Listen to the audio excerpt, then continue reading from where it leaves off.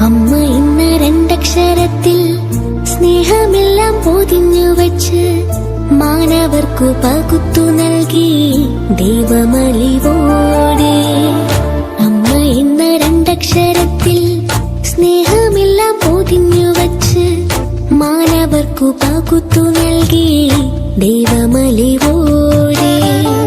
ദൈവത്തിന്റെ അമ്മയായിടാൻ മറിയത്തെ തിരഞ്ഞെടുത്ത് സ്വർഗത്തിലും കരുതി വച്ചു അമ്മയുടെ സ്നേഹം.